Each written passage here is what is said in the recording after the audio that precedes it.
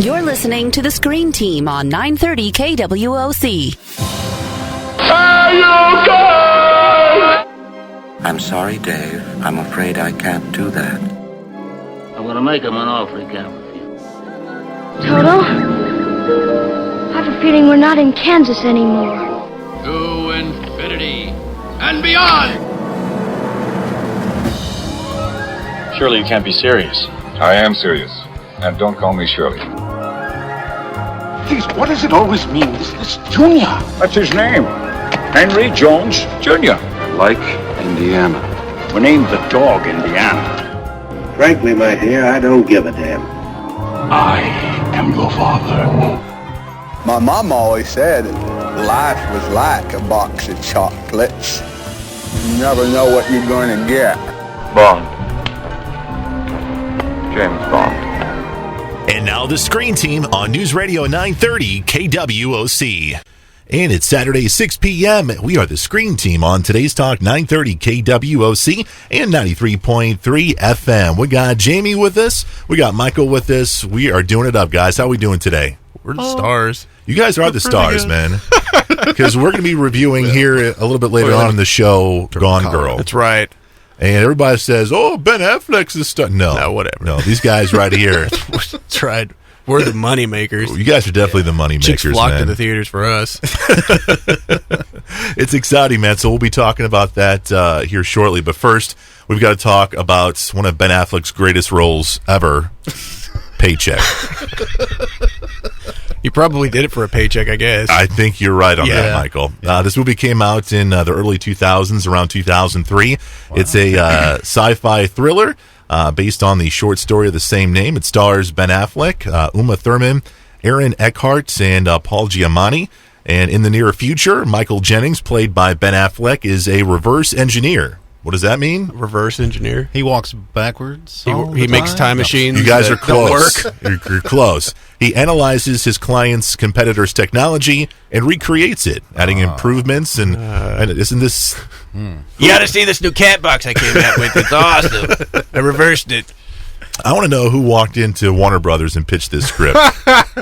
Somebody that was a fan of Philip K. Dick's work. Somebody's child, more than likely, or somebody who had serious connections, I'm sure. As you can tell by my tone, you loved it. I loved it. No, I was not a fan of this film at all. Surprised it's not Kevin Smith. I mean, Ben Affleck's in every Kevin Smith thing he does. But Kevin Smith does good stuff, though. Yeah, John Woo directed this really? film. Yeah.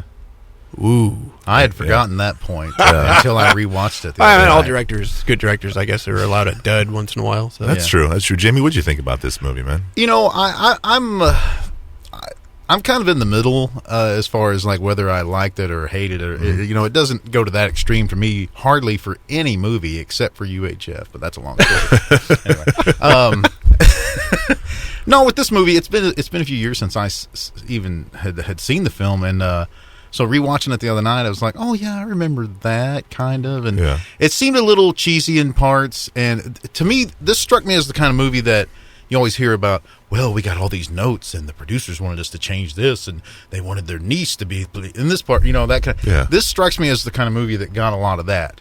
They took, the source material is there, but it's been reworked and bastardized to a point where it's like, oh, okay, why even mention him now? But I don't know. Do you think it could have been with different director, different writers, a much better movie? I mean, I guess you could say that with a lot of different movies, and that's probably... Yeah, I mean, that's a very good question, Mike. I don't know. I think probably, maybe a lot of my hatred was, because Ben Affleck was in this film. I'm not a Ben Affleck hater. I really, I think he's a great director. I like him in certain films. You wanted Shia LaBeouf, whatever his name is. Yeah, I want Shia LaBeouf in this film. You're right, man. Well, with John Woo, it's gonna be pushed in the direction of an action film. Of course, that's a given, because pretty much everything else he's ever done has been an action film. Yeah, and I felt like there was no substance. to this, to the plot, to the characters. It was all flash and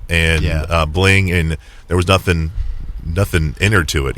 Well, if you look at something like Blade Runner, which was also adapted from a Philip K. Dick short story. Really, I mean, that shows you the kind of difference that a script or a director or even actors can make, because in Blade Runner, there's things that some of the actors did that weren't really in the script. They just kind of let them ad lib and kind of expound on their characters. And when you're playing an android that's supposed to have a conscience of sorts, you know, that could lead to some really cool things, and it did. Yeah. This movie, I think, suffered from, well, we've got this story that's okay, let's put a bunch of action on top of it. And that's, I think, commonly that's what a lot. drew people in, I it's really like, think. well, we have a weak story, so let's put a lot of...